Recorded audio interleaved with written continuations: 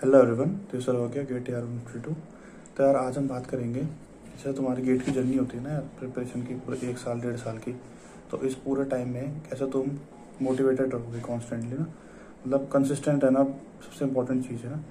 अब कुछ लोग होते हैं, जैसे कोई डिमोटिवेट हो रहा, कोई किसी के कुछ रैंक कम आ रही, या कोई क्वेश्चन सॉल्व नहीं कर पा रहा, या दिन में लगातार इतनी देर नहीं पढ़ पा रहा। तो अलग अलग तरीके से फिर डिमोटिवेट होते हैं बच्चे ना, फिर करता है कि अब नहीं हो पाएगा मेरे से ऐसे करके। तो कैसे रहना है, मतलब मैंने क्या फॉलो करा था, मैं किस किस चीज़ से मतलब डिमोटिवेट कैसे हो जाता था मैं, और कैसे मैं वापस से मोटिवेट होता था, इसको लेके बात करेंगे। तो यार जो मेरी प्रिपरेशन थी उस हिसाब से, उसके एक्सपीरियंस के हिसाब से, मतलब मैंने इसको 3 तरीके से बांटा है। सबसे पहला तो आता है यार कि बच्चे जो प्रीवियस ईयर क्वेश्चन कर रहे होते हैं ना, उनसे वो नहीं होते हैं बहुत सारे बच्चों से ना। अब प्रीवियस ईयर क्वेश्चन कर रहे हैं 100%, अगर टोटल क्वेश्चन है तो बच्चों से 20% 30% हो पा रहे हैं। अब कोई किसी से 40-50 हो पा रहे हैं, ठीक है।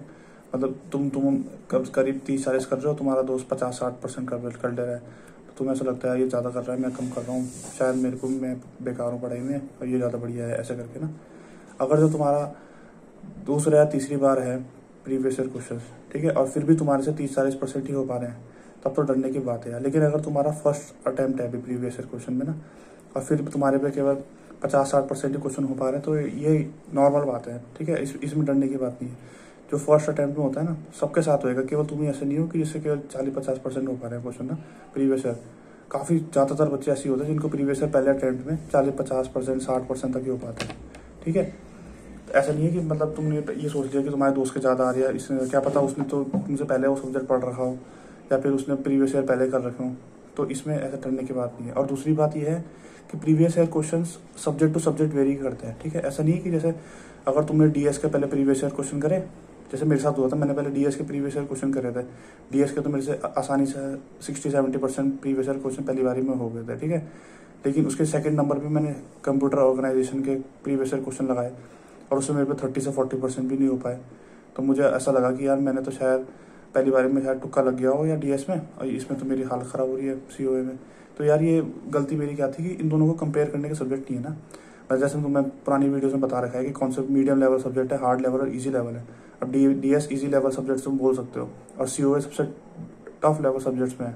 अब इन दोनों को कंपेयर करना ही गलत है ना। मतलब अगर ईजी लेवल सब्जेक्ट में तुम्हारे पे फर्स्ट अटेम्प्ट में 60 से 70% अराउंड हो जाना चाहिए ना, मीडियम लेवल सब्जेक्ट के 50 से 60%, और जो मुश्किल सब्जेक्ट्स में आता है ना सबसे टॉप वाले, उनके 30 या 40% हो जाने चाहिए। मतलब 30-40% से ऊपर होंगे नहीं, क्योंकि वो टफ तभी बोलता था ना, उससे सबसे कुछ खतरनाक क्वेश्चन बनता है उससे।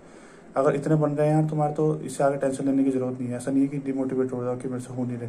फर्स्ट अटैम्प्ट में सबसे कम ही होते हैं, फिर सेकंड अटैम्प्ट थर्ड अटैम्प्ट में इसलिए बोलते हैं कि प्रीवियस ईयर कम से कम 3 से 4 बार करना चाहिए, ताकि तुम्हारे पे प्रीवियस ईयर अगली बार में जब तुम 100% एफिशिएंसी तक पहुंच जाओ प्रीवियस ईयर में। अब सेकंड तरीके की प्रॉब्लम क्या होती है यार, टेस्ट सीरीज से रिलेटेड। तुम टेस्ट दे रहे हो, ठीक है, तुम्हारे मार्क्स नहीं आ रहे अच्छे, तुम रैंक देख रहे हो, तुम्हारी रैंक बहुत ऊपर जा रही, 500-1000 के पार निकल जा रही है ना। तो इसमें बच्चे डिमोटिवेट होते हैं पहले से ही, मतलब तुम्हारा लग रहा है कि बेकार मार्क्स आ रहे हैं यार, रैंक इतनी पीछे आ रही है। तो यार इसमें भी मतलब अभी स्टार्टिंग है तुम्हारी ना, अब तुम्हें इसमें भी डरने की जरूरत नहीं है।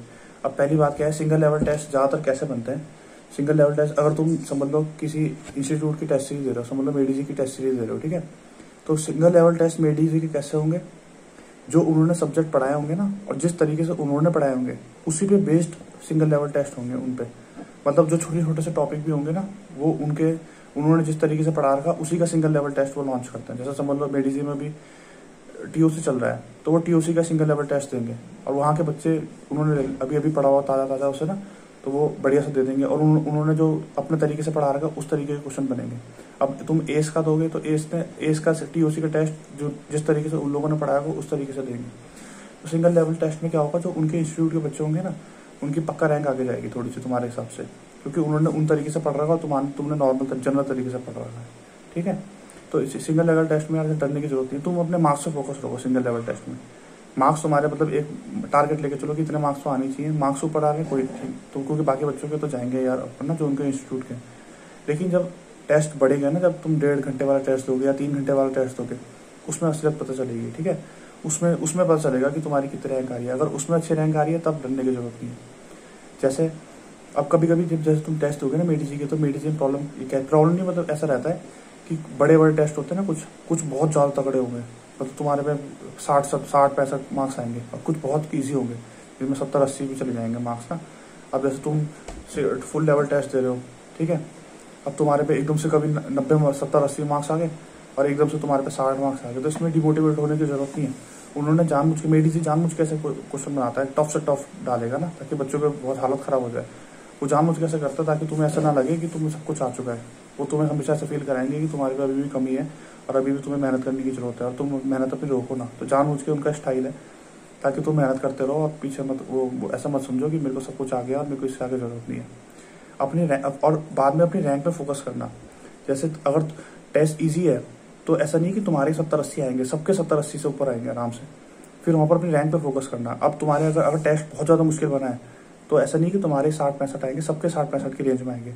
उस समय अपनी रैंक पे फोकस करना, अंडर 100, अंडर 150, इतना इससे ऊपर मतलब नहीं देना, 100 तक रखना, अंडर 100 ना, उसमें वहाँ मेन फोकस रहता है। तो टेस्ट में ऐसा नहीं है कि मार्क्स पर डिमोटिवेट हो जाओ, अपनी रैंक पे फोकस करना बस। और यार मतलब ये सोच के चलो कि जो तुम्हारे कॉम्पिटिटर्स है ना, वो तुमसे रोज का 2 से 3 घंटा एक्स्ट्रा पढ़ रहे हैं और तुम्हारा कंपटीशन उनसे है, तो मतलब तुम ये अंदर से खुद फीलिंग आती रहेगी कि यार कोई बंदा मेरे से ज़्यादा पढ़ रहा है और मुझे मतलब उसको हराना है, तो मुझे उससे ज़्यादा पढ़ना पड़ेगा, है ना। ऐसा लेके चलो बंदे तक। कुछ एक अपना एक दोस्तों का ग्रुप बनाओ, है ना। ग्रुप हमेशा काम आता है। अकेले काम करोगे ना तो कभी तुम्हारे डाउट्स हो रहे हैं, कभी कुछ हो रहा है, बार बार कोई डाउट क्लियर नहीं हो रहा, है ना, कोई कभी टीचर बता नहीं पा रहा, कभी कोई प्रॉब्लम हो रही। तो इसके क्या होगा, अपना एक ग्रुप बनाओ, ऐसे बच्चे ढूंढो जो तुम्हारे लेवल के हो, उनसे मतलब रोज की बातचीत करो कि तूने आज कितने घंटे पढ़ा, आज मैं कितने घंटे पढ़ रहा हूँ। इससे तुम्हें ये रहेगा कि यार ये ज़्यादा पढ़ रहा है तो मैं भी इसके बराबर पहुँचूंगा, है ना। और कभी कोई डाउट हो रहा, जैसे तुम्हें डाउट है, अभी डाउट हाथों हाथ क्लियर करना है तुम्हें, अगर ग्रुप में डाल दो, उनमें से कोई बता देगा। अब उनको कोई डाउट होएगा वो तुमसे पूछेंगे, तुम उनका डाउट बचाओ, ऐसे करके गेट ऐसे बोलते हैं कि गेट ना ग्रुप में निकलता है मतलब लोगों का ना। अब जैसे मेरा एक ग्रुप था, हमने मतलब मेरी जो बैच था उसमें से करीब 25 से 30 बच्चे थे जिन्होंने गेट की प्रिपरेशन स्टार्ट करी थी, ठीक है। और मेरा एक ग्रुप था, मतलब मैंने ऐसे ग्रुप नहीं है कि किसी के साथ भी ग्रुप बना लो, मैंने अपने मतलब ऐसे बंदे ढूंढे जो मतलब मेरी लेवल के थे, है ना। अब मेरे ग्रुप में 4 बच्चे थे, तो टोटल प्रिपरेशन के ऐसा क्या हुआ कि जब टोटल प्रिपरेशन हमने जब स्टार्ट करी थी 1.5 साल की तक की ना, तो एंड तक में केवल हम 4 बच्चे ऐसे थे तो एंड तक की प्रिपरेशन कर रहे थे। बाकी सबने मतलब प्रिपरेशन अपनी छोड़ दी थी बीच में, कोई प्लेसमेंट में चले गया, किसी ने बीच में ऐसे छोड़ दिया, मेरे से तो होने का नहीं है, फालतू के टाइम बर्बाद करना, मैं इसमें ध्यान देता हूँ किसी और चीज़ में। तो मतलब हम 4 ने एंड तक ध्यान दिया और हम 4 में से मतलब 3 बच्चों का तो हो ही गया गेट में, अच्छी चीज मिल चुके हैं कॉलेज ना। तो मतलब ऐसा है यार कि अगर तुम स्टार्ट से लेकर एंड तक कंसिस्टेंट हो ना तो तुम्हारी प्रोबेबिलिटी अपने आप बढ़ जाएगी निकालने की, ठीक है। ऐसा नहीं है कि अगर तुम बीच में जाके छोड़ दोगे तो यार वो तो बात ही क्या हुई ना, फिर अगर तुमने पहले हार मान ली तो कम से कम ट्राई तो देना ही है उस चीज़ को। एंड लास्ट में एक चीज़ और बोलूँगा कि जैसे मेरे कुछ जूनियर है ना मेरे, जो जिनका जानता हूँ मैं, तो मैंने उनसे पता करा था कि वो अभी से मतलब वो दिन का 11 से 12 घंटे रोज का पढ़ रहा है ना। और तुम्हारा कंपटीशन इन्हीं लोगों से है, तो मतलब तुम्हें भी सोच लो कि अगर तुम इससे कम पढ़ रहे हो, मतलब अगर तुम 7-8 घंटे पढ़ रहे हो तो तुम्हें टाइम आ चुका है कि मतलब लिमिट बढ़ा लो, 8-9 से 10 घंटे कर लो मतलब रोज का ना, कम से कम, क्योंकि इन्हीं से तुम्हारा कंपटीशन है। और केवल इन्हीं से कंपटीशन नहीं है, तुम्हारे साथ जो 3rd ईयर वाले हैं उनसे भी कंपटीशन है, प्लस जो हमारे साथ 3rd ईयर वाले थे और जो अप्लाई नहीं कर पाए, मतलब क्योंकि 3rd ईयर में तो अप्लाई तो करेंगे नहीं वो, लेकिन अगले साल गेट 2022 में तुम्हारे साथ जो पुराने वाले गेट हमारे 3rd ईयर वाले थे, उन जिनमें से अच्छी रैंक आ रही है बच्चों की, वो सब अप्लाई करेंगे। तो अपने आप तुम्हारा कंपटीशन तुम सोच सकते हो कितना ज़्यादा बढ़ चुका है ना। तो तुम खुद ही मतलब अपनी तैयारी जितनी हो सके उतनी ज़्यादा बढ़िया तरीके से स्टार्ट कर दो, क्योंकि अब गिनती के 6 महीने बचे हैं यार गेट के ऑलमोस्ट, तो मतलब पूरी जान जितनी लगा सकते हो लगा दो। एंड लास्ट में यार कि एक ये होता है कि मोटिवेशन की कब तक जरूरत है, तुम कब मान सकते हो कि तुम तैयार हो गेट के लिए ना। जिस दिन तुम्हें ऐसा लगे ना कि अब मुझे मोटिवेशन की जरूरत नहीं है, मैं अंदर से सेल्फ मोटिवेटेड हूँ, उस दिन समझ लेना कि यार तुम सच में सीरियस हो चुके हो गेट के लिए।